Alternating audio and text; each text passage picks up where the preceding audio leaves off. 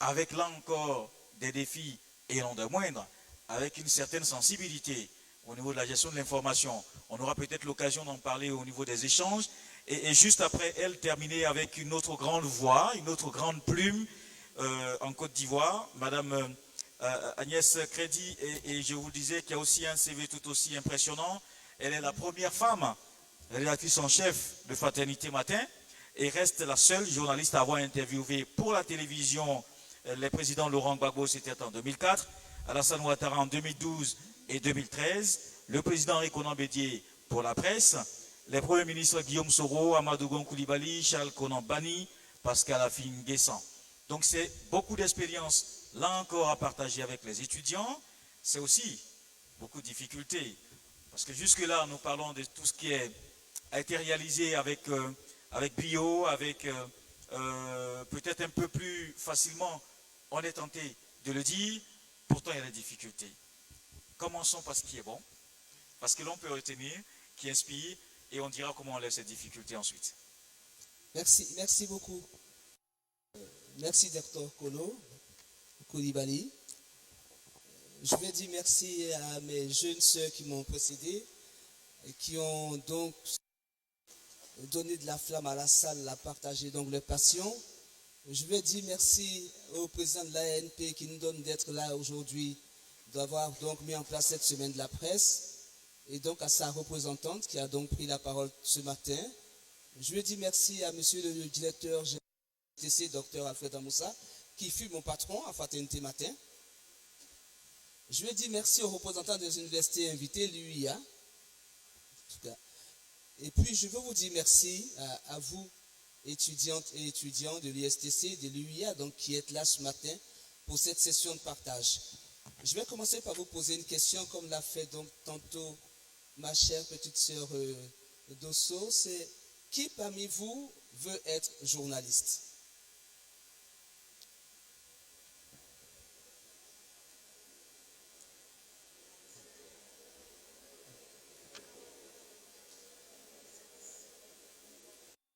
Sûr. Qui parmi vous rêve de devenir journaliste?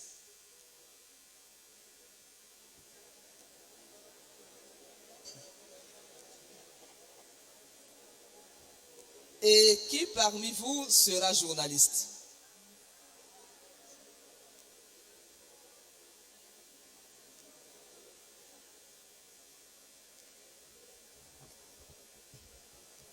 Merci beaucoup. Nous sommes dans une école de journalisme et de communication, dans un amphithéâtre qui rassemble donc des étudiantes et des étudiants venus partager des expériences avec des femmes journalistes. Nous avons en gros, j'ai vu 20 mains levées, et c'est encore, ils sont généreux et elles sont généreuses, qui nous font croire qu'ils veulent être journalistes ou qu'elles veulent être journalistes.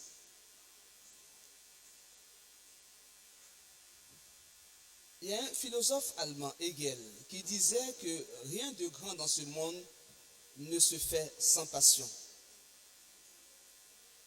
Si vous voulez être journaliste, si vous rêvez de devenir journaliste, soyez-en sûrs que vous portez à vous la passion du journalisme. Si vous n'êtes pas passionné par cette profession, je ne parle pas de métier, si vous n'êtes pas passionné par cette profession, que je considère comme un sacerdoce, ce n'est pas la peine d'espérer être journaliste. Ce n'est pas un métier mécanique. On apprend les règles du journalisme, on apprend à devenir journaliste, mais on est journaliste par passion et par engagement. On est journaliste parce qu'on a conscience de ce que ça représente dans la société. On est journaliste par engagement citoyen. On n'est pas journaliste comme on ferait un métier ordinaire, comme on ferait une profession ordinaire. C'est comme on n'est pas médecin, comme on ferait un métier ordinaire, comme on ferait une profession ordinaire. On est médecin parce qu'on a le sens de l'autre, on a le sens de la vie de l'autre, on a le sens de cette mission qui est de sauver l'humain. Et on est journaliste parce qu'on a le sens de son influence sur la communauté. On a conscience de ce que l'information est l'élément régulateur de la communauté. On a conscience de ce qu'une bonne information permet à une société de se réguler. Et on a donc conscience qu'une mauvaise information peut détruire une communauté humaine. Donc, avoir conscience que ce qu'on est en train de rechercher, ce qu'on est en train de consolider, ce qu'on est en train de sourcer, c'est-à-dire l'information, est un élément vital de la communauté humaine. Il a fallu que vous soyez informés que ce matin, il y avait ce panel pour que vous soyez là. Ceux qui n'ont pas été informés ne sont pas dans cette salle. Il faut que vous soyez informés que l'ISTC est une école de référence pour que vous soyez à l'ISTC. Il a fallu que vous soyez informés que l'UIA est une université de référence pour que vous soyez à l'UIA. Il a fallu que vous soyez donc informés. N'est donc pas professionnel de l'information qui veut. Il faudra le noter. C'est pour ça que je demande qui veut être journaliste, qui rêve de devenir journaliste. N'est donc pas professionnel de l'information qui veut, mais qui aime, qui en est passionné, qui a conscience de la responsabilité que cela représente. Quand j'ai voulu être journaliste, je n'ai rêvé que de cela. Mon père ne voulait pas. Ma mère ne voulait pas. Ils ne savaient ni lire écrit, donc en plus, je peux comprendre. Mais ils avaient conscience dans leur imaginaire que le journaliste est un métier qui ressemble à une espèce de métier de saltimbanque, de personnes en mode survie en permanence, parce qu'autour de nous, c'était des journalistes mal payés et qui sont toujours aujourd'hui mal payés. Donc si c'est de l'argent que vous cherchez dans ce métier, n'y allez pas. Je vous le dis tout de suite. Ce n'est pas là-bas qu'on s'enrichit. Pas financièrement. On va s'enrichir d'une autre manière. Si vous n'avez pas conscience de ce que vous êtes responsable du bien-être de la communauté, n'allez pas faire du journalisme. Parce que ce que nous disons, ce que nous écrivons va influencer la communauté parce qu'il va permettre de prendre une décision. Si ce que nous disons n'est pas vérifié, n'est pas sourcé, n'est pas consolidé, nous commettons l'erreur d'induire les autres en erreur. Et un journaliste est censé éclairer justement les esprits parce que c'est quelqu'un qui est toujours en veille et en éveil. Donc il ne dort jamais. Dont le quotidien est donc sacrifié pour sa profession. Alors quand on est femme journaliste, le seul risque qu'on court quand on veut réussir son métier, c'est d'être divorcé ou célibataire. Donc ce n'est pas là que vous allez vous marier non plus. Je préfère vous le dire tout de suite. Ah oui, il faut le savoir. Autant le savoir maintenant. Vous ne serez pas riche, vous ne serez pas marié. Ah ben oui, il faut le savoir maintenant. Hein. Vous avez encore le temps de décider.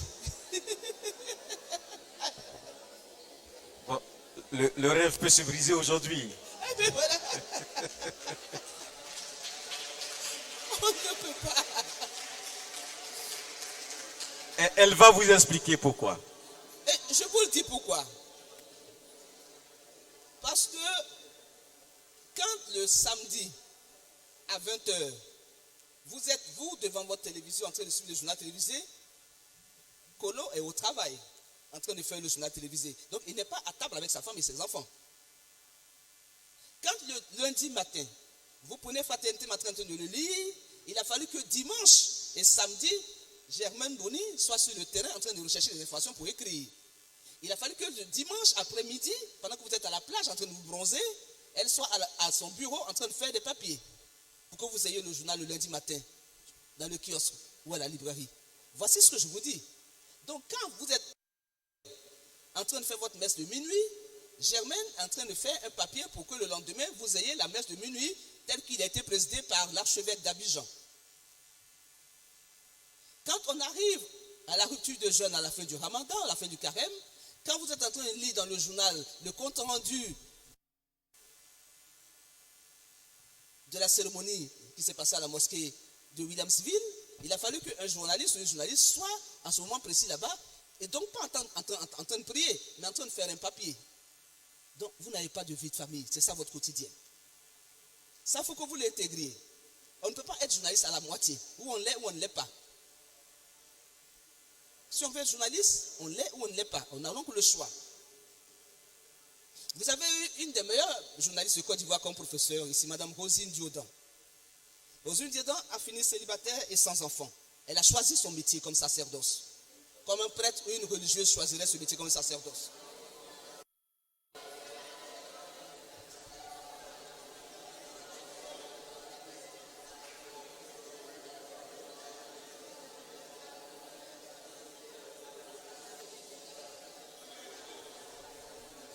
On n'est pas journaliste par obligation. Personne ne vous y oblige. Personne ne vous oblige à être journaliste et je vous assure que je n'attends pas des journalistes tièdes dans notre métier. J'attends des personnes engagées, des professionnels aguerris, des personnes passionnées, des personnes responsables qui ont conscience de leur importance, qui ont conscience de leur influence. Parce qu'en réalité, les vrais influenceurs et influenceuses, ce ne sont pas les pseudo-imposteurs que vous avez sur les réseaux sociaux, ce sont les journalistes. C'est la personne qui a fait profession d'informer.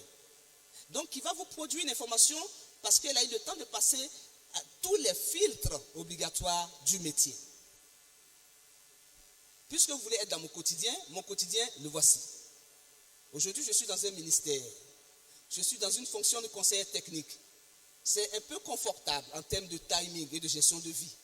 Mais il a fallu que je passe 30 ans dans une difficulté de carrière pour arriver aujourd'hui à consolider et à capitaliser les acquis dont je profite aujourd'hui. Ça veut dire que ce métier, il n'enrichit pas en termes de financement, mais il enrichit intellectuellement. Il enrichit en termes d'expérience, en termes de rencontres humaines, en termes de culture, en termes de connaissances, en termes d'acquisition qu'on va transmettre plus tard. Quand je commence à Fraternité Matin en 85, vous ne savez pas encore né, je commence comme pigiste. C'est-à-dire que pendant 7 ans, à Fraternité Matin, j'écris tous les jours et à la fin du mois, on compte les lignes pour me payer. Donc pendant 7 ans, je n'ai pas le droit d'avoir des vacances, je n'ai pas le droit de tomber malade, je n'ai pas le droit d'être absente parce que sinon je n'aurais pas les 100 000 francs ou les 150 000 francs que j'avais tous les mois. Ça a duré 7 années. C'est un véritable chemin de croix, mais c'est le prix de la passion.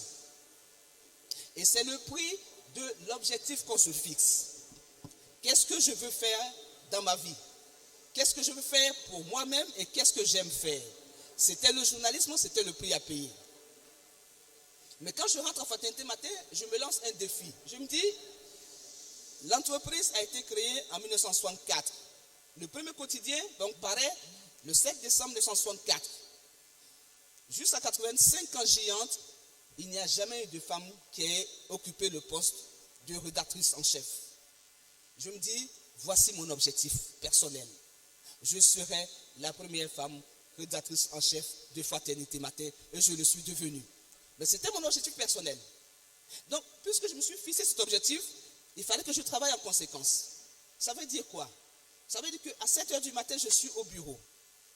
Quand j'étais pigiste, je partais la dernière parce que j'avais besoin d'apprendre. Et j'apprenais auprès des chefs. J'ai commencé par le service culture. Ça veut dire quoi? Ça veut dire qu'en fait, j'étais tous les soirs au spectacle de théâtre. Ça finissait à 23 h. Et après, j'étais avec les comédiens et les acteurs pour connaître, pour comprendre, pour faire des portraits, des interviews. J'étais à tous les concerts. C'était agréable, mais après, il y avait le papier à faire et les interviews à réaliser. J'étais à toutes les expositions de peinture. J'étais au musée. J'étais à tous les débats de publication d'ouvrages et de livres. J'étais dans un monde intellectuel purement. Et ça me plaisait. Parce que c'est ça le journaliste. C'est d'abord un intellectuel. C'est surtout un intellectuel et c'est toujours un intellectuel. C'est pour ça qu'on n'est pas journaliste qui veut, n'est pas journaliste qui peut, est journaliste celui qui aime ou celle qui aime devenir journaliste. C'est donc lire beaucoup. C'est avoir un esprit ouvert. C'est être réceptif à toutes les idées et à toutes les tendances intellectuelles. C'est avoir une réelle curiosité. C'est ne pas se complaire dans une espèce d'acquis. Il n'y a jamais d'acquis, sont des remises en cause en permanence. Parce qu'on ne peut pas prétendre écrire pour les autres si on n'est pas soi-même capable d'avoir plus de connaissances que les autres. Donc, une véritable exigence. On n'est pas journaliste parce que ça fait joli, parce qu'on est célèbre. Vous dites Kolo est célèbre, il est à la télévision, mais avant, tu as vu pourquoi il passe un doctorat? Alors qu'il est peut-être si bien en tant que journaliste, présentateur, télé et vedette. Mais parce qu'il faut toujours continuer d'apprendre. Parce qu'on est toujours dans la confrontation avec les autres. Nous sommes dans les débats intellectuels. Le journaliste, ce n'est donc pas le partisan. Ce n'est pas celui qui se cache sous la plume d'un militant politique pour assassiner un autre militant politique.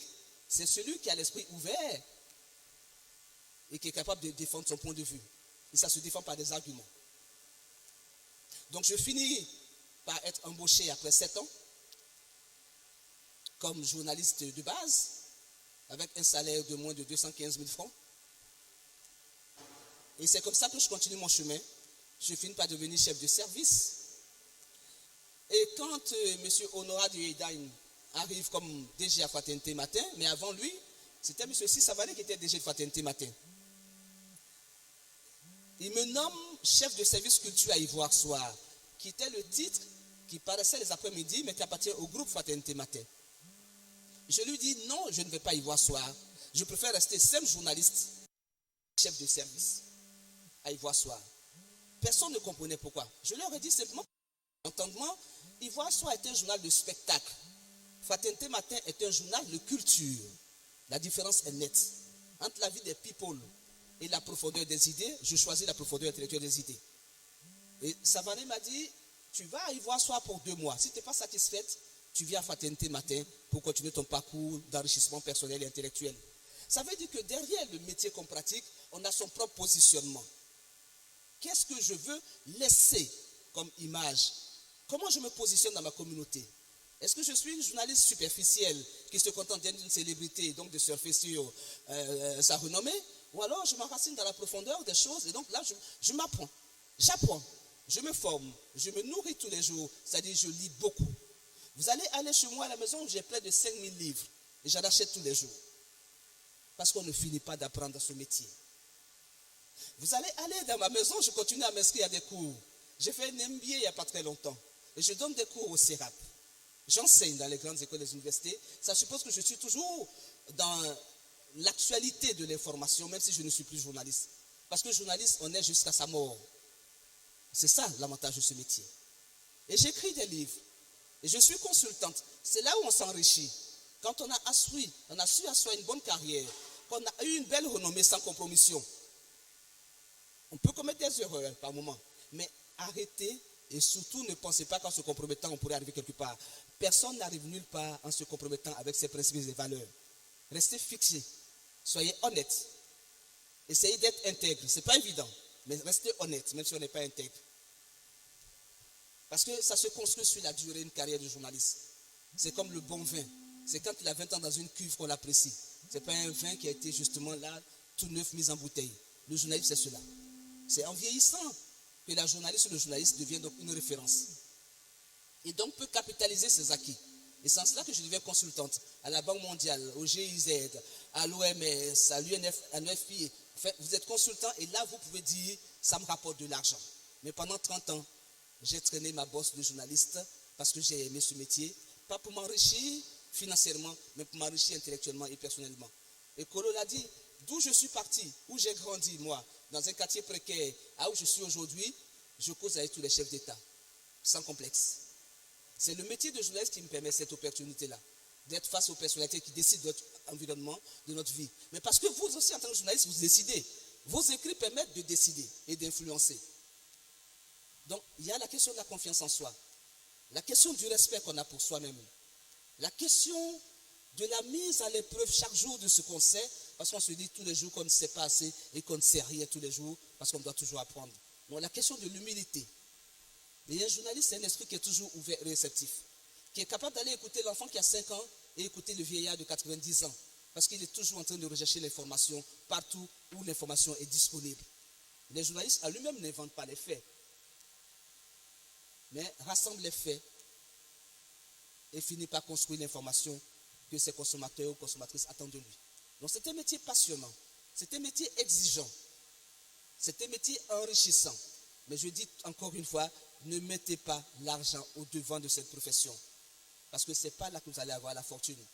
Mais par contre, si vous êtes journaliste de renom, de référence et que vous êtes crédible, vous allez vous ouvrir toutes les portes, parce que vous serez suffisamment influent pour être quelqu'un de fréquentable et donc d'être accepté dans tous les milieux. C'est important. J'ai fini ma carrière comme rédactrice en chef central Fraternité Matin comme je l'ai rêvé. Aujourd'hui, je suis au ministère de la Communication comme conseiller technique du ministre. Je continue d'écrire mes livres, mais l'élément central de tout mon parcours, c'est la liberté. C'est le pilier central autour duquel on construit son métier. Le journaliste est par essence l'expression de la liberté achevée. Pas partisan. Sous influence idéologiquement, peut-être, parce que nous sommes des êtres humains. mais évitez de laisser apparaître vos influences idéologiques dans vos productions. Parce que vous écrivez pour tout le monde. Vous n'écrivez pas pour un parti politique. Vous n'écrivez pas pour une personnalité politique. Vous écrivez pour informer les personnes qui vous lisent, qui vous écoutent et qui vous suivent. Donc, essayez de rester le plus droit possible dans vos bottes, en sachant que la liberté, ça coûte cher et ça induit d'énormes responsabilités. C'est un métier passionnant. C'est un métier qui rend riche. C'est un métier qui mettait les femmes dans le célibat. Mais au détour d'un chemin, vous croisez un homme assez généreux pour dire « Je suis capable d'accepter une femme journaliste et se marier un jour peut-être. » Comme c'est mon cas. Donc, j'ai fini par faire un enfant. J'ai fini par me marier. Mais j'ai mis au devant de toute ma carrière parce que j'ai choisi d'être une bonne journaliste, de devenir une grande journaliste. Et je le répète, on ne peut pas être journaliste à moitié. On est journaliste ou on ne l'est pas. On est journaliste ou on ne l'est pas. Je vous remercie.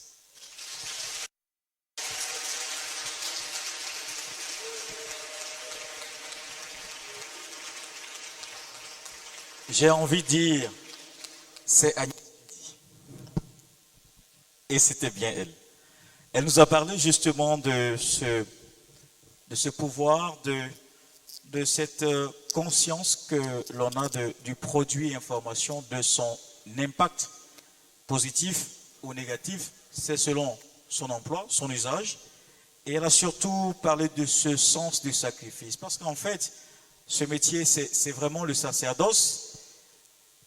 Il y a peut-être une galère au départ, mais avec l'accumulation d'un poids, des acquis que l'on transforme plus tard, l'on devient riche de nos connaissances, riche aussi de ce que l'on peut acquérir comme bien. Parce que c'est un aîné qui le disait, ce métier nous met en contact avec ce que le monde dispose de plus exaltant. Et c'est la vie de ces dames, ces 4 dames que nous avons entendues tout à l'heure. Et à présent, je voudrais maintenant vous passer la parole, à vous, dans la salle, pour des questions éventuellement à ces dames, mais aussi pour des questions personnelles, d'impacter. Il s'agit de voir comment chacune peut choisir une voie par rapport au parcours, les 4 parcours que nous avons entendus, par rapport aux expériences de ces 4 grandes dames des médias. Vous avez donc la parole pour ces séances de questions. Oui, mais... La parole, vous vous présentez et vous dites à qui la question est adressée. D'accord, prenez le relais. Ok, merci. il y a M. Famin qui va vous faire passer le micro. Vous vous identifiez et vous posez la question à ces dames. Voilà. Oui, M. Famin, il y a un doigt qui... Levez-vous s'il vous plaît. Voilà. Nous allons prendre une série de 3 questions. Oui. Vous vous présentez et vous posez votre question. Je suis mademoiselle Ndouba Nelly et je voudrais m'adresser à madame Agnès Crédit. S'il vous plaît, vous pouvez nous parler de votre parcours, de quelle école ou quel système vous avez étudié jusqu'à là où vous êtes.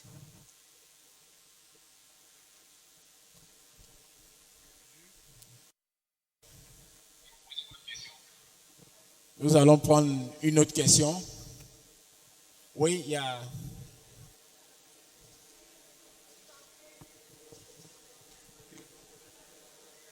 Bonjour chers panélistes, bonjour chers...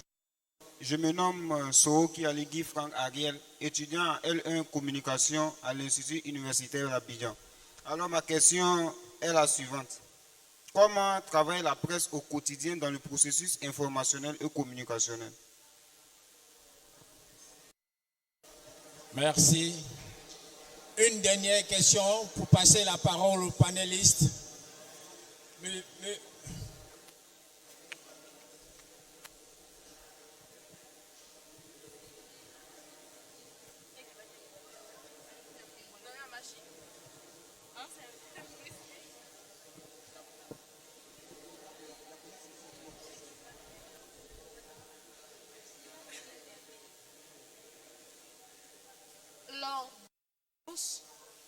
suis Henriette, étudiante en On ne vous journalisme. entend pas bien. Rapprochez le micro. Rapprochez le micro. D'accord, c'est bon? Oui. Allez-y. Bonjour, encore une fois, je suis Kamara Machami Henriette, étudiante à l'ISTC Polytechnique LPE Journalisme. Je remercie l'ANP d'avoir voulu partager ces différents échanges avec nous. Alors ma question est la suivante.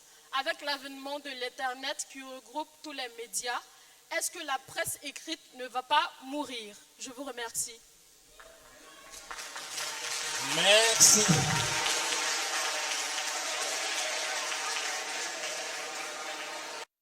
Merci. Merci. Monsieur le modérateur, on répond à cette série de questions d'abord. S'il vous plaît. À votre attention, s'il vous plaît. S'il vous plaît. Qu'est-ce que vous avez été comme mode? 3 questions. On continue. 3 questions. Nous venons de prendre 3 questions. 3 questions. Une destinée à Madame Agnès Crédit. La deuxième question, je pense qu'elle est destinée à Madame Germaine Bonny. Et la troisième question qui concerne l'avenir de la presse. Voilà. D'accord. Donc on répond on va commencer avec la première question de Mademoiselle Béni qui demandait à Agnès Crédit une idée de son parcours académique. Merci pour ces questions. Alors, je trouve ahurissant, mais vraiment ahurissant que les étudiants applaudissent parce qu'une pose une question sur la mort éventuelle de la presse. Je ne comprends pas. C'est quoi? C'est dû à quoi ce show-là? Quel est le souci? Elle demande si l'avènement d'Internet ne va pas tuer la presse et vous applaudissez. Je n'arrive pas à comprendre, on n'est pas un concert. Je me disais qu'on était dans un espace universitaire où les gens réfléchissaient, où on était curieux des choses. Je ne savais pas qu'on pouvait s'amuser des choses aussi sérieuses. Je n'arrive pas à comprendre votre réaction. Donc vous allez peut-être me dire ça après. Ce qu'elle pose comme question renvoie à une réalité toute simple. Internet, c'est à la fois une source d'information quand on sait utiliser Internet, et c'est à la fois aussi un moyen de diffusion de l'information. C'est un canal comme la presse, papier, comme la radio, comme la télé. Mais si vous voulez y trouver des informations crédibles et fiables, il faut que les contenus soient alimentés par des journalistes. Donc on revient à un métier, on revient à une profession, on revient à une collecte d'informations, on revient à un traitement d'informations. Donc ce n'est qu'un canal. Donc même si vous n'êtes pas journaliste dans un journal comme Fraternité Matin, vous serez journaliste dans un journal en ligne, avec la même rigueur professionnelle exigée. Donc ça faut l'intégrer. Internet ne vous dispense pas de la professionnalisation d'une pratique. Première chose. Deuxième chose, si Internet devait tuer la presse, je vous assure qu'il n'y aurait même plus de livres aussi. Hein. On avait pensé à un moment donné qu'avec l'avènement de la télévision, le livre aurait disparu. On avait pensé qu'avec l'avènement de la tablette, les cahiers auront disparu. L'évolution des choses permet d'adapter. Quand en 1495, 15e siècle, donc, Gutenberg invente l'imprimerie, le manuscrit n'a pas disparu pour autant. Même si par l'imprimerie, on a réussi à amplifier la diffusion du livre. Donc, l'évolution technologique crée des conditions qui facilitent des pratiques professionnelles, mais avec les mêmes exigences de rigueur. Maintenant, revenons à la question qui m'est destinée personnellement sur mon parcours. Je n'ai pas voulu en parler parce que je ne suis pas du parcours classique que le vôtre en fait. Et je n'ai pas envie de donner l'impression qu'on n'a pas besoin de faire des écoles de journalisme pour être journaliste. Or, pendant longtemps, j'ai cru cela. Parce que je n'ai pas fait d'école de journalisme. Or, vous en faites. Donc, on a deux parcours parallèles en fait qui vont se rejoindre sur un même pic. La question d'une profession, la question d'une pratique, la question des règles éthiques et de déontologie, la question de l'écriture journalistique. Mais j'ai fait un diplôme de philosophie à l'université Félix Houphouët-Boigny d'Abidjan. Et je suis rentré à Fraternité Matin. Et donc, dans notre profession, j'ai appris, comme on dit, sur le tas. C'est-à-dire sur le tas, à la pratique. Vous avez la chance de faire une école théorique. c'est une autre approche. Mais je suis moi de l'école de celle qui n'a pas eu besoin de faire une école de journalisme pour devenir journaliste. Parce que, je le répète encore, c'est avant tout un métier d'intellectuel. En Europe, les journalistes sont d'abord des universitaires qui ont donc des doctorats. Donc si vous voulez être journaliste, faites l'ISTC. Mais continuez, ne vous arrêtez pas à un master. Non, c'est sérieux. Parce que vous allez analyser l'actualité. Vous allez écrire pour les autres. C'est-à-dire que vous êtes intellectuellement supérieur à ceux à qui vous adressez donc du contenu, ou alors au même niveau. Vous allez écrire pour que les universitaires vous lisent. Ils ne s'attendent pas à ce que vous écriviez moins bien qu'eux, ni que vous ayez du contenu moins riche qu'eux. Ils s'attendent à ce que vous soyez capable de les éclairer sur le sujet que vous abordez. Donc c'est exigeant. Et après Fraternité Matin, j'ai eu tout mon parcours à Fraternité Matin avant d'en sortir, mais avec des formations. Tous les jours, auprès des producteurs de contenu, que sont les artistes notamment, ou alors d'autres grands journalistes. Mais la question de l'humilité se met toujours en cause, ça c'est important. Voilà. Et puis, je vais laisser la parole à donc Germaine. Oui, peut-être pour la question de Soro Ariel d'Eluia. Je pense qu'il a dit dans ses mots le processus informationnel. Non, je pense qu'il fait référence plutôt au process collecte, traitement et diffusion de l'information. Comment ça se fait, surtout avec l'expérience de Fraternité Matin? Le processus est connu de tous. Le journaliste fait la collecte de l'information, aller sur le terrain et revenir à la rédaction pour la rédaction donc, de son article. Il y a tout un processus. Le journaliste dépose son article, son chef de service valide. Après, le correcteur va valider ou le SR va valider et ça va à la mise en page. Et quand la page est faite, elle revient, elle refait le tour de toutes ces étapes. Donc le correcteur, le SR et moi, en tant que rédactrice en chef, je suis la dernière personne à valider la page. Et après la validation, la page va à l'impression. On a la chance au niveau de Fraternité Matin d'avoir une imprimerie, donc on ne se déplace pas. Et par un réseau intranet, tout ce processus-là se fait vraiment en numérique. Et donc, ça va directement à l'imprimerie. Et le lendemain matin, on a le journal sur le marché. Voilà un peu comment se passe le process. Pour un étudiant qui ne sait pas ce que c'est que la collecte de l'information, le traitement de l'information, simplement, comment on l'explique? La collecte, c'est aller chercher l'information. On va sur le terrain pour chercher l'information, mais aussi l'information peut nous trouver, mais on prend le soin de recouper, de vérifier. Nous sommes un journal gouvernemental, on ne prend pas tout de suite la première information, on prend le temps de vérifier l'information, la source de l'information, vraiment vérifier l'information. Si elle est juste, alors le journaliste va traiter l'information, donc écrire cette information qui est ensuite validée par ses supérieurs jusqu'à l'impression. Voilà un peu comment ça se passe. Je voudrais Madame Dosso sur l'avenir de la presse, l'avenir de la presse, parce que le CICG n'est pas un média, vous avez bien fait de préciser, mais le CICG travaille avec la presse. Est-ce qu'on peut dire que vous êtes aussi inquiet que tout à l'heure, la question qu'on a entendue de Massiami, est-ce que vous pensez que la presse va mourir avec Internet, ou bien c'est une opportunité, comme disait tout à l'heure Agnès Crédit, une opportunité, Internet est une opportunité pour la presse?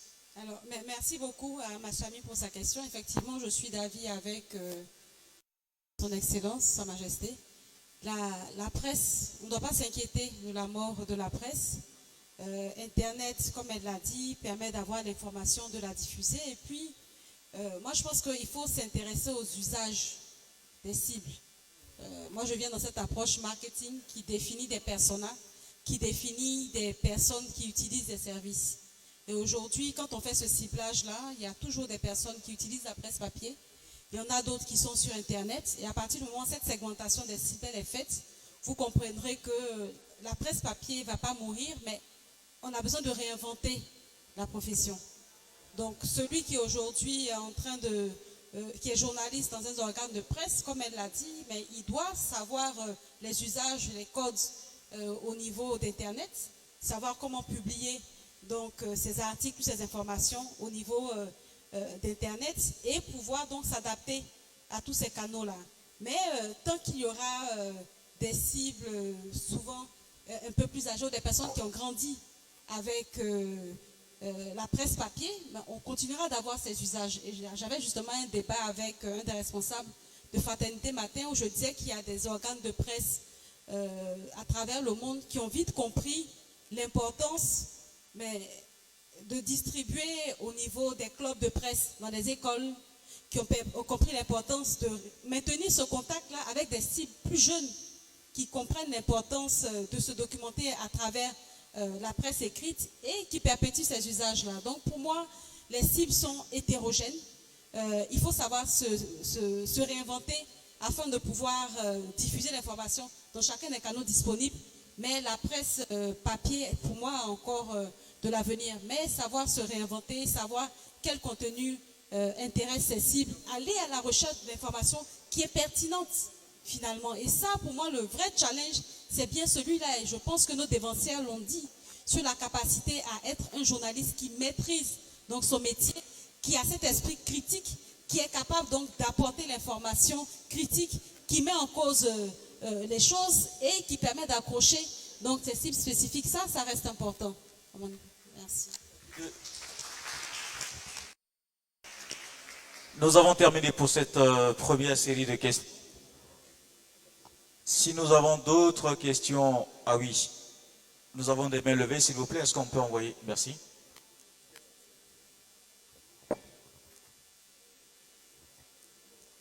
Alors, bonjour à tous, bonjour chers panélistes. Je suis Yao Espérance, étudiante en licence professionnelle 1 de journalisme. Alors, ma question est la suivante. Ma question est assez personnelle, c'est en rapport avec le style vestimentaire d'un journaliste. Parce que j'ai remarqué que certaines journalistes assez talentueuses ont aujourd'hui quitté l'écran juste à cause de leur voile, ou d'autres juste à cause de leurs cheveux. Voilà ma question.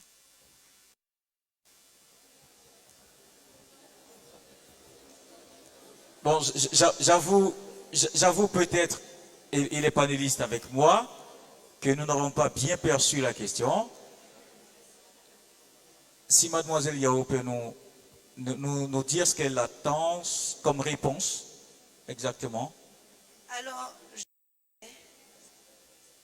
ma question en rapport avec le style vestimentaire d'un journaliste. Parce qu'on a remarqué que certaines journalistes ou certains journalistes ont déserté l'écran juste à cause de leur voile. Le voile. Est-ce que le style vestimentaire d'un journaliste compte autant? Est-ce qu'il y a un code vestimentaire clair pour les journalistes? D'accord. Merci.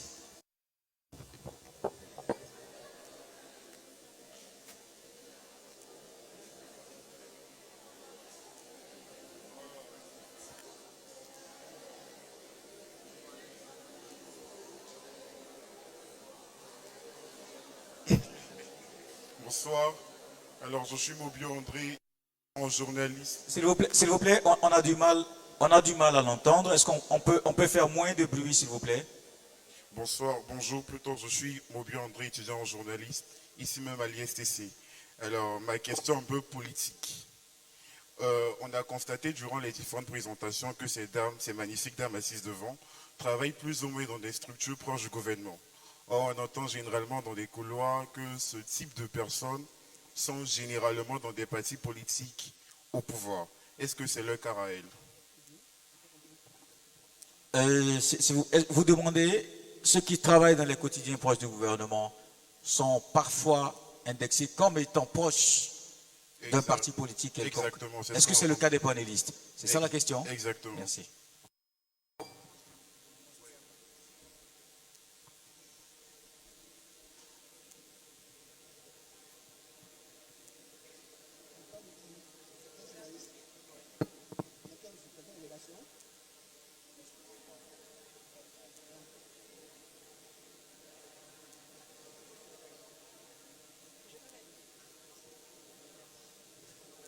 Bonjour chers tous, panélistes. Je suis Yasmine Diédio, étudiante en licence professionnelle en de journalisme à l'ISCC Polytechnique. Alors ma question se pose sur la situation des journalistes de compétences et des journalistes qui n'ont pas la formation.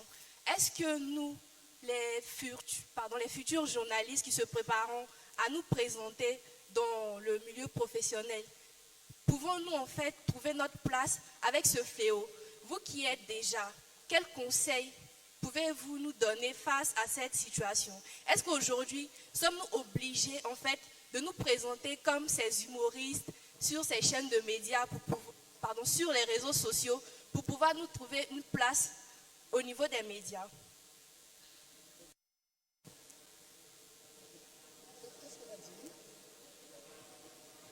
D'accord. Bon, elle demande la chance des étudiants, des diplômés des écoles de journalisme et de communication, parce qu'aujourd'hui, vous avez l'impression que ce sont plutôt des humoristes qui, selon vous, ne sont pas formés pour le métier. C'est ça? D'accord. On prend cette deuxième série de 3 questions. On va revenir après pour une autre série. On va revenir après. D'accord. On va commencer par la question de mademoiselle Yao Betty, qui est en licence professionnelle 1 de journalisme. Est-ce qu'il y a un code vestimentaire? Elle faisait référence à des présentatrices, alors, qui avaient le voile, qui ont été sorties de l'antenne. J'avoue peut-être pas avoir suivi cet épisode. Est-ce qu'il y a un code vestimentaire pour ce métier? Principalement, il parle de la télévision, mais peut-être au-delà aussi.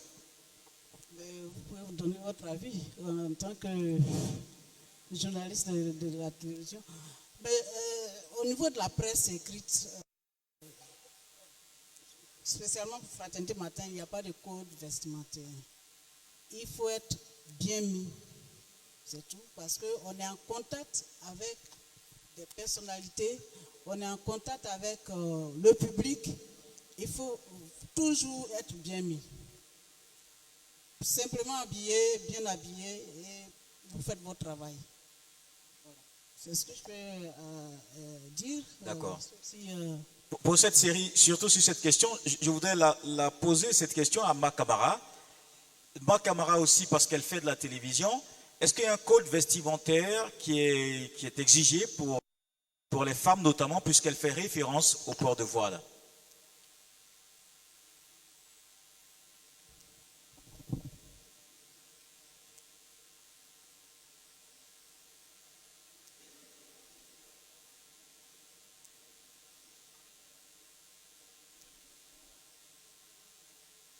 Vestimentaire qui est exigé pour les femmes notamment puisqu'elle fait référence au port de voile.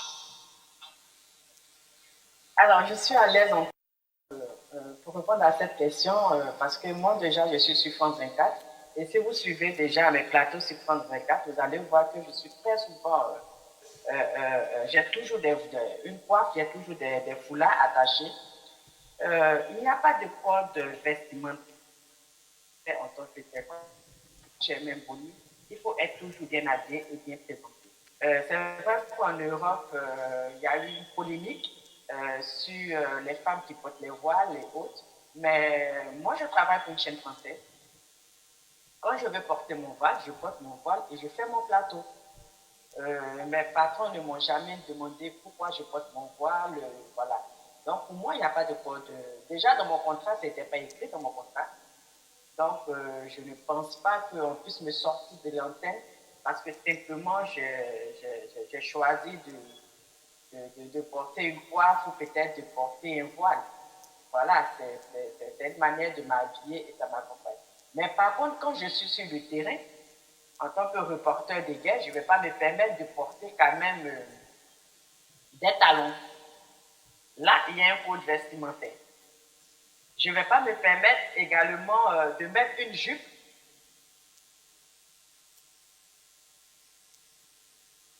très souvent en jean, en basket ou peut-être je suis plate.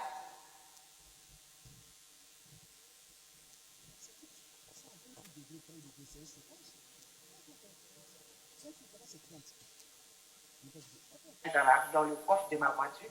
J'ai tout. C'est tout de suite on m'appelle à la présidence. Je sors, je m'habille et je peux aller répondre à la convocation. Si tout de suite on m'appelle pour me dire que ça ne va pas dans une zone, qu'il y a une crise, si je suis habillée en maxi, comme on le dit, en pagne ou en jupe, j'ai toujours un legging sous ma l'ISTC souvent constate la voiture garée parce que je donne des cours à l'ISTC. Constate souvent, je descends et je m'habille là. Je porte mes baskets et je vais sur les terrains. Donc, pour dire, il faut s'adapter à l'environnement, mais je ne pense pas qu'il y ait de code vraiment à ma connaissance, surtout pour le média pour qui moi je travaille. Je ne pense pas qu'il existe vraiment de code vestimentaire exigé.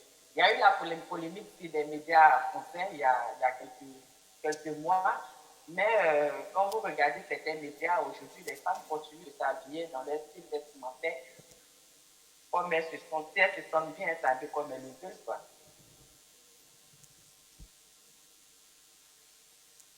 D'accord. Merci. Vous restez évidemment.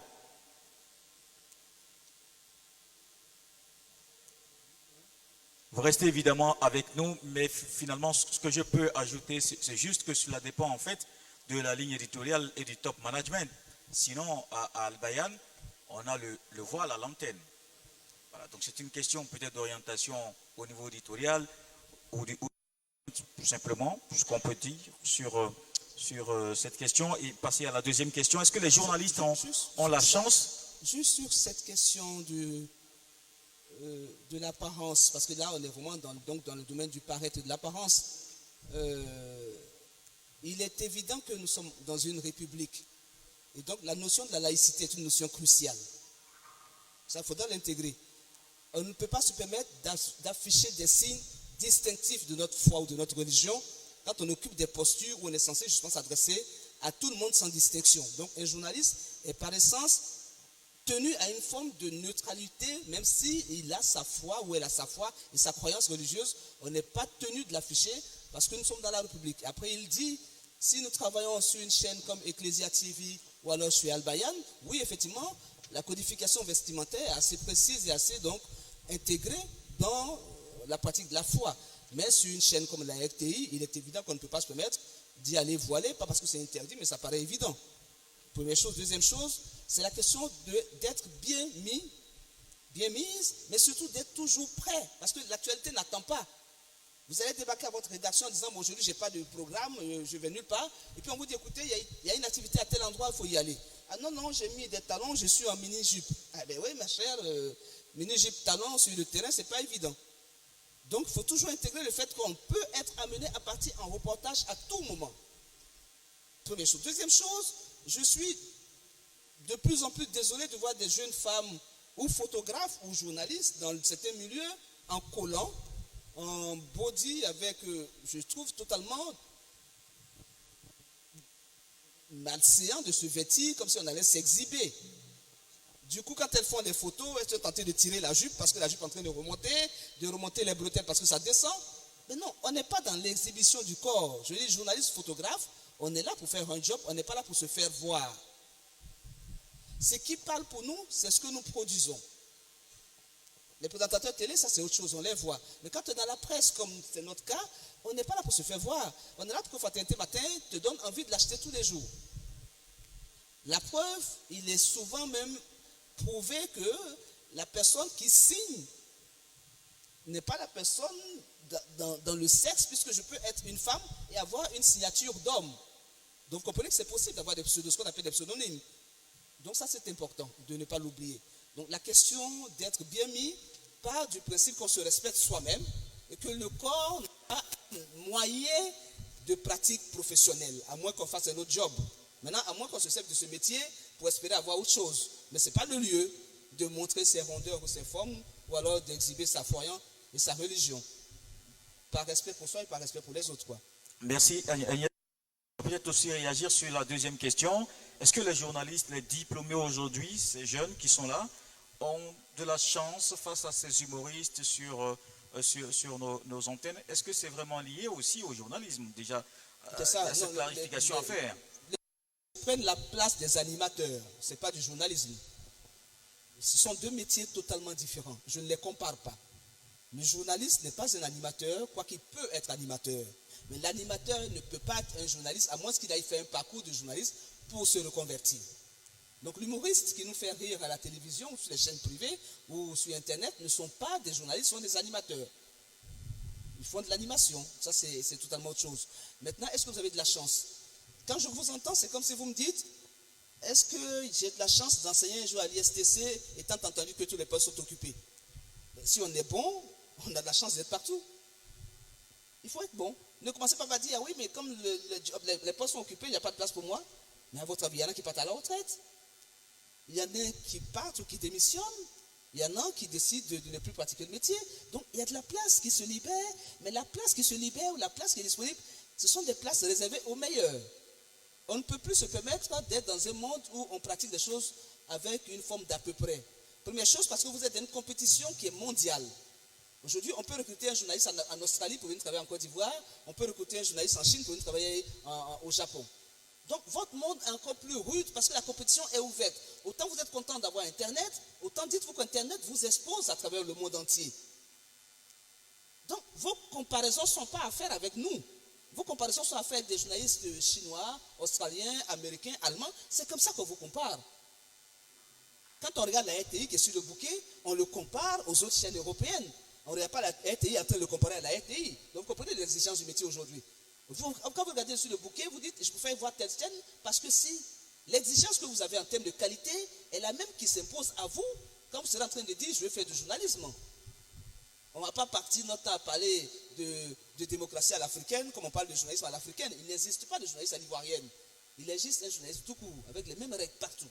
Donc, il y a de la place. Il y a de la place pour les meilleurs. Il y a de la place, mais pour les meilleurs.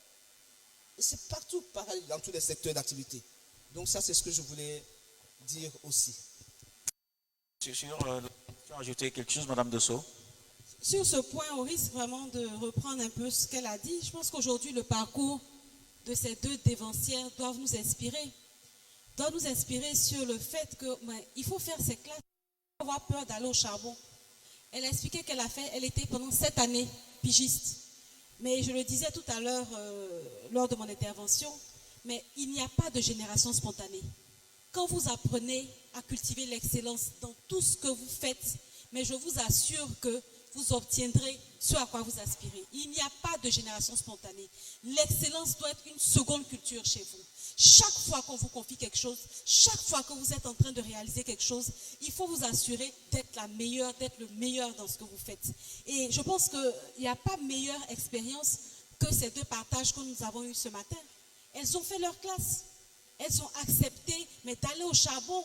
Elles ont compris qu'il fallait démontrer qu'elles en valaient la peine et qu'elles avaient les ressources pour être les meilleures partout où elles étaient. Et il faut pouvoir s'inspirer de cela. Et je vous assure que quand vous décidez au quotidien, dans chaque fois vous faites quelque chose, d'aspirer au meilleur, d'être excellent, il n'y a pas de raison que quand on cherche des meilleurs, on ne pense pas à vous. Ça, c'est la loi de la nature et c'est comme ça que les choses fonctionnent. C'est comme ça que le monde professionnel fonctionne. Vous devez avoir cette exigence personnelle. Et elle le disait tout à l'heure, elle a plus de 5000 livres dans sa bibliothèque personnelle. Et moi, j'ai eu envie de vous poser une question. Mais combien de livres avez-vous lu les 4 derniers mois? Combien? Il y a quelqu'un pour me répondre? Ceux qui aspirent à être journalistes. Bon, il n'y a pas de génération spontanée où vous avez une passion véritable pour ces métiers, vous avez envie de vous cultiver, vous avez envie d'être le meilleur dans ce que vous faites. Mais ce n'est pas quand vous allez finir vos études que vous allez avoir l'attitude et vous allez essayer de voir comment agit ou interagit un journaliste. Non, c'est maintenant. Mais parce que c'est une passion. Et elle l'a dit, il ne faut pas dire qu'on vient à ce métier parce qu'on veut être riche, parce qu'on veut de l'argent. Non. Qu'est-ce qui vous passionne? Pourquoi vous voulez être journaliste? Je pense que l'avantage de ces échanges, c'est véritablement de pouvoir nous questionner personnellement.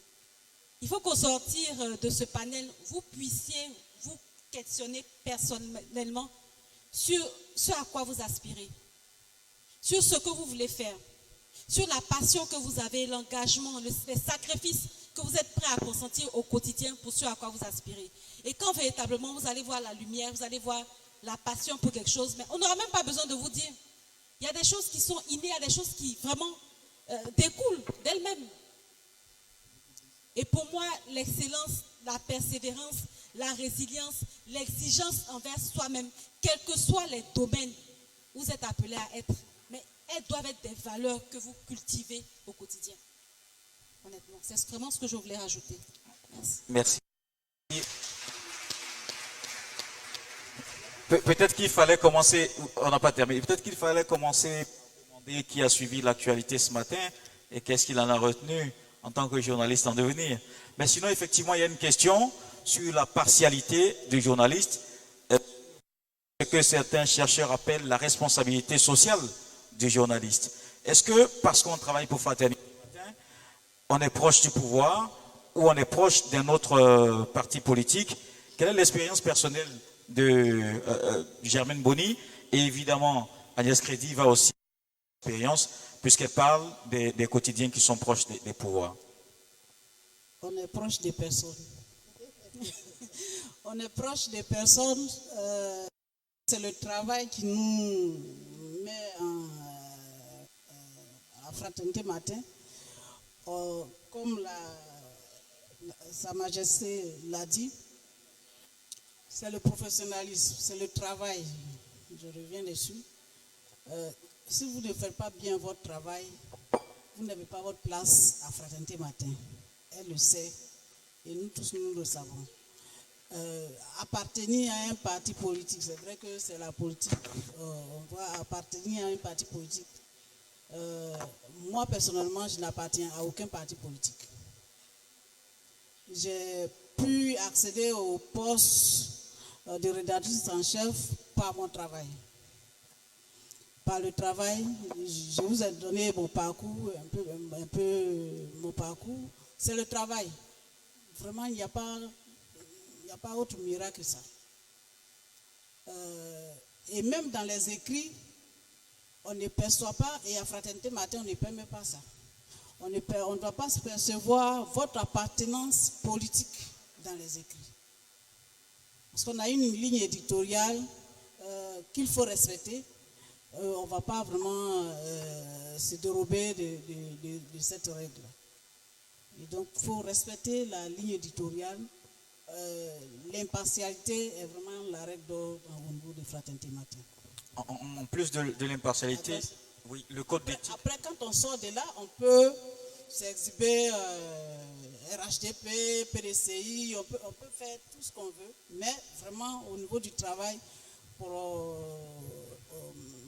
ne pas me répéter, on a vraiment le principe de l'impartialité. Voilà.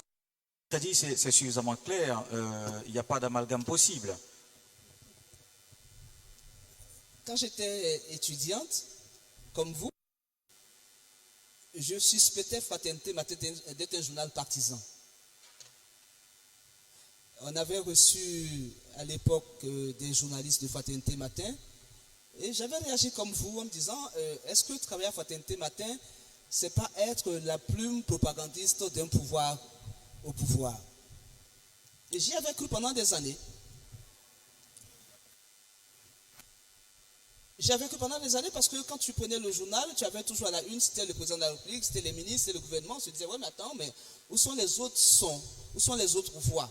Où sont les autres discordances? On est censé avoir donc une position, comme elle dit, qui nous impose de ne pas être proche d'eux. Et puis je suis rentré à Fraternité Matin, j'ai fait toute ma carrière à Fraternité Matin, et c'est là que j'ai compris qu'il y avait vraiment le sens le plus achevé de ce qu'on appelle la liberté d'expression à Fraternité Matin. On peut ne pas le croire. Je l'ai vécu moi pleinement pendant mes 30 années de carrière, mes 25 ans, 30 ans de carrière à Fraternité Matin. Pour une raison toute simple. Ce qu'on vous demande à Fraternité Matin, c'est d'être professionnel. Et quand on est professionnel, on n'est pas partisan dans la pratique professionnelle du métier. Ce qu'on vous rappelle à Fraternité Matin et à la RTI, c'est que ce sont des médias de service public. Donc au service de tous les publics. Donc ouvert à tous les publics et à toutes les opinions. Ça, c'est ce que la ligne nous dit. Ce sont des médias de service public. Ce qui peut faire la différence, ce sont les hommes et les femmes qui y travaillent. Si le journaliste lui-même ne se sent pas assez capable d'assumer sa liberté, il va se croire obligé de se soumettre à une idéologie politique alors qu'on ne lui oblige pas. Moi, j'ai vécu là-bas, personne ne m'a jamais obligé à écrire autrement que comme je voulais écrire. Donc, s'il y a une espèce d'autocensure, c'est plus le journaliste lui-même qui veut peut-être faire plaisir par rapport à des proximités idéologiques ou de personnalité, que la ligne éditoriale qui est très claire, que ce soit la RTI ou Afatente Matin, qui sont des médias de service public, donc financés par les impôts des Ivoiriens, donc qui vous appartient. Mais ce que vous ne savez peut-être pas, que vous ne faites pas, c'est que vous avez le devoir, vous, en tant que consommateur de contenu médiatique, mais surtout en tant que futur journaliste, en tant qu'étudiant, de veiller à ce que ces médias-là restent dans leur ligne droite, en assurant un rôle de veille et de rappel à l'ordre si vous estimez qu'il y a des déviations.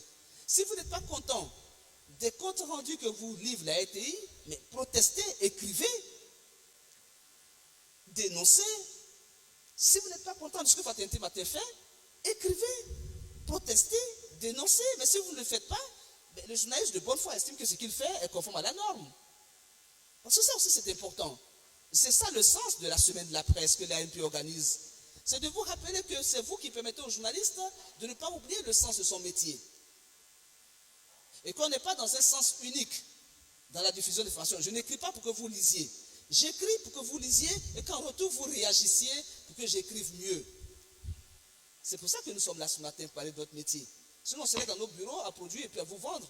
Vous dites, vous achetez, vous n'achetez pas. Mais si l'ANP a estimé qu'il était important de bâtir ce pont entre les producteurs de contenu médiatique et les consommateurs et consommatrices que vous êtes, c'est parce qu'on est obligé à un moment donné de questionner notre métier.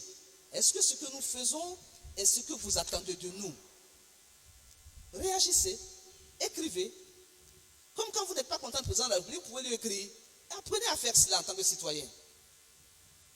Elle est là, Madame CICG. Son rôle, c'est aussi de recueillir vos avis. Mais si vous ne le savez pas, elle va faire dans le sens unique, alors que vous êtes censé alimenter, elle, son job, pour qu'en retour, on crée cette synergie et cette cohésion sociale qui nous permet de renforcer l'ancrage démocratique de notre pays. Ça, ne l'oubliez pas. Parce que vous avez un rôle citoyen à jouer. Donc, oui, on peut être à Fatente Matin et puis être libre, comme on peut être à la RTI et être libre. Et c'est ce que nous sommes. Et c'est ce que moi j'ai été, en tout cas, à Fatente Matin pendant des années. Et je suis au ministère de la Communication et la même liberté que je continue donc de vivre pleinement. Merci, mesdames. Et une autre prise de parole au niveau du public. Il y avait des doigts. Oui. Puisqu'on peut commencer par la droite ici.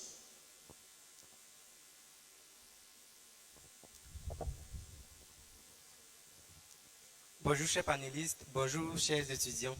Je suis Konaté Aboubakar Sidik, étudiant en licence en sciences de l'information et de la communication à l'Institut universitaire d'Abidjan. Ma question est la suivante. Comment les codes de déontologie du journalisme guident-ils le travail des journalistes au quotidien? Comment le code?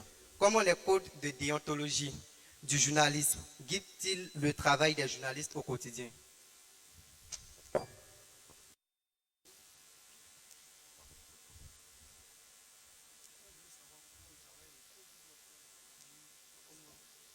On a d'autres questions? Est-ce qu'on peut avoir une deuxième micro peut-être pour aller un peu plus vite?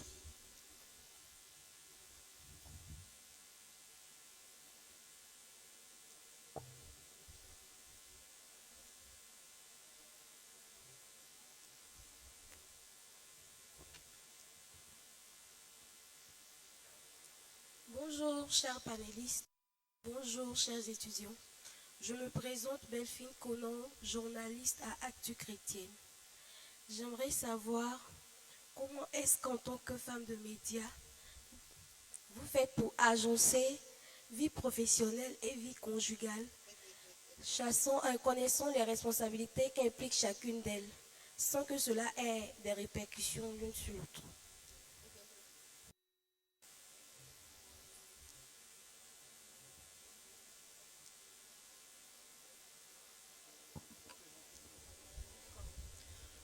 Bonjour à Claude Eboulé, étudiante en journalisme à l'ISTC Polytechnique.